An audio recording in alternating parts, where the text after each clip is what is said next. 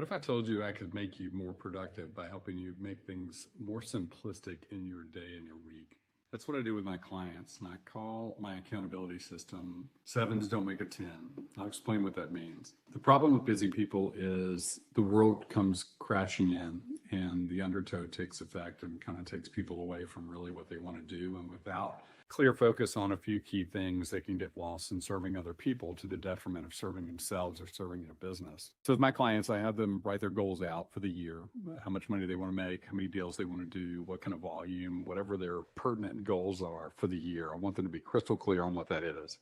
And I want to agree that if they hit those goals, that represents a 10 on a scale of 1 to 10. And then we're going to start tracking their goals throughout the year. Where are they after each month? So that we can understand what the gaps are and how much ground we have to cover to get to where we. Every Sunday, they have to plan an offensive game plan for the week. In my mind, I like to simplify things to say, you're going to play offense and you're going to play defense each week. Defense is, you're going to play defense whether you plan to or not. That's just going to happen because the world comes at you, your clients come at you, problems come at you, and you have to play defense no matter what. The key to winning in business is to make sure you're playing enough offense. So for me, every Sunday, I want my clients to break out their sheets, go over their goals, where they are, and I want them to plan their week and look at what their week looks like ahead. What are their commitments already? What's filled in?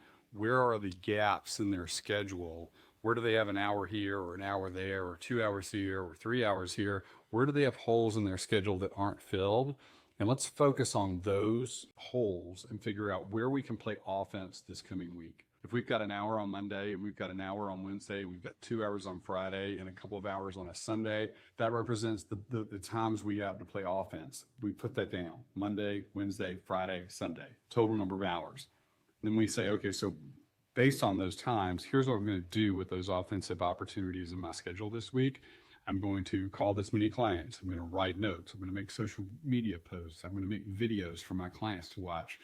I'm going to host an event for my clients. I'm going to do whatever it is that you do to lead generate or to create new business for your business.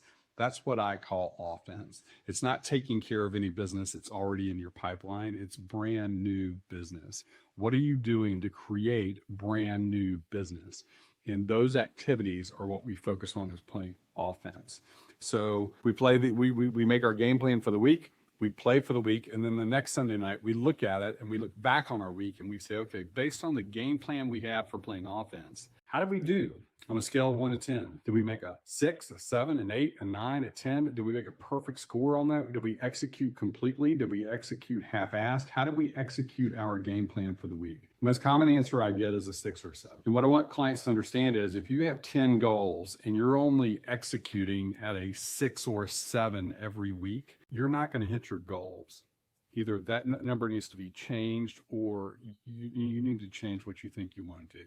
But if you want to create 10 goals, then you've got to be hitting an 8 or a 9 or a 10, and you've got to have some 10s in there somewhere to make sure that you're hitting your goals and doing the activities that actually create the results that meet your goals. So what I'm finding with my clients is that planning is not a problem. Creating the game plan for offense for the week is not their problem. Everyone's problem comes into managing their plan and executing their plan throughout the week. So that lets us know that we have a time management issue, or we have a priority issue, or we're not thinking about things strongly enough, or we're putting other people's needs ahead of our own. We can explore all the reasons why, but it's a fascinating experience to go through and say, okay, here's what I want to do. And a week later, say, here's what I did do. And I didn't do anything I wanted to do with efficiency or effectiveness. And I need to get that right. And for people that are scoring a 7 or less every week, then we go to a daily schedule where we start looking at where do I have 15 minutes in the day tomorrow? And we plan each day's offense the night before. And after that day, we go back and we look at it and we say, how did I do today? Here was my game plan. I had 2 hours of lead generation time that I felt like I could master today. How did I do? If you only got an hour, you got a 5 out of 10. If you got most of that done and you did everything the way you wanted to do it, you got a 9 or a 10 on the paper.